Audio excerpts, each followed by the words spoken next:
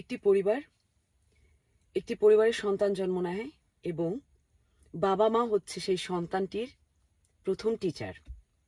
সন্তানটি যখন জন্ম নেয় সে একদম এমটি থাকে।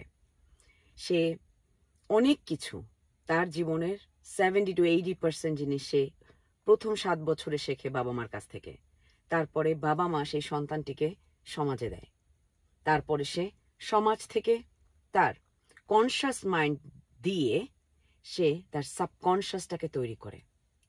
কনশাস মাইন্ড হচ্ছে আমাদের রাইটার প্রতিদিন, এবং সাবকনশাস হচ্ছে আমাদের ইতিহাস যা আমাদের ব্রেনে থাকে। কিন্তু আমরা আমাদের দিনে 24 ঘন্টার বেশিরভাগ সময় চলি সাবকনশাস মাইন্ডে, কনশাস নয়। তো একটি পরিবারের সন্তান জন্ম হয় এবং সন্তানটি সেই পরিবার থেকে শেখে।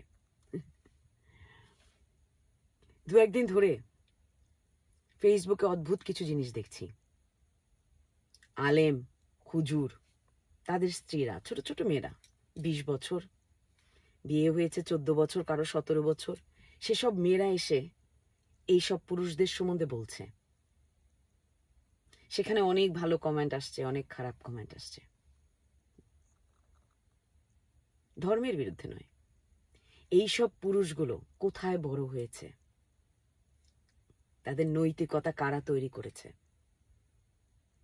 আমাদের সেদিকে খেয়াল করতে হবে। আমাদের সন্তানকে আমরা সমাজে দিয়ে দিই, আমরা আমাদের সন্তানদের জীবনকে চয়েস করতে সাহায্য করি, তার ভবিষ্যৎ যেন ভালো হয়, আমাদের সেই চয়েসটা যেন ঠিক হয়। আমরা আমাদের পরিবারের সন্তানদের এমন কোথাও না পাঠাই যেখান থেকে তার সবকিছু হলেও নৈতিকতা থাকবে না। বিয়ে ব্যবসা, একই মেয়েকে বহুবার বিয়ে দেয়া আর একই পুরুষ একের অধিক স্ত্রী রাখা,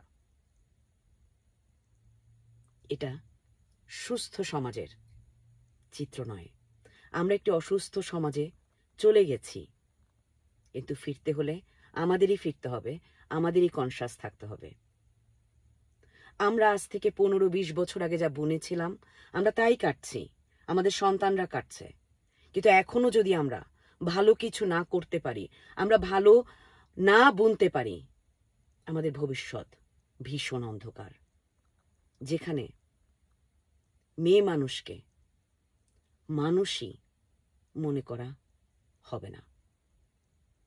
আমরা অনেকটা অন্ধকারে চলে এসেছি। এই অন্ধকারে যদি আমরা থেকে যাই আজ থেকে 10-15 বছর পরে, আমাদের জাতির নামে মানুষ আমাদের গালি দেবে। আমাদেরই ফিরতে হবে। প্রত্যেকে যে যেখানে আছেন, যেভাবে আছেন, কথা বলুন। কারণ আজকে যে সন্তানগুলো এমন নোংরা একটা বর্তমানে রয়েছে তা আমাদেরই তৈরি, এবং তা পরিষ্কার আমাদেরই করতে হবে। যার যতটুকু বলবার ক্ষমতা আছে বলুন, এদের বিরুদ্ধে দাঁড়ান, এই পুরুষগুলোর বিরুদ্ধে দাঁড়ান। কারণ এই পুরুষগুলো তৈরি করেছে আমাদের সমাজ, এবং এই সমাজ পরিবারের বাইরে নয়।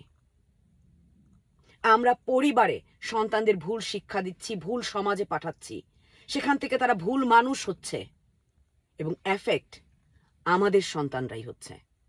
কথা বলবার প্রয়োজন রয়েছে। আপনাদের দিদি দিনা।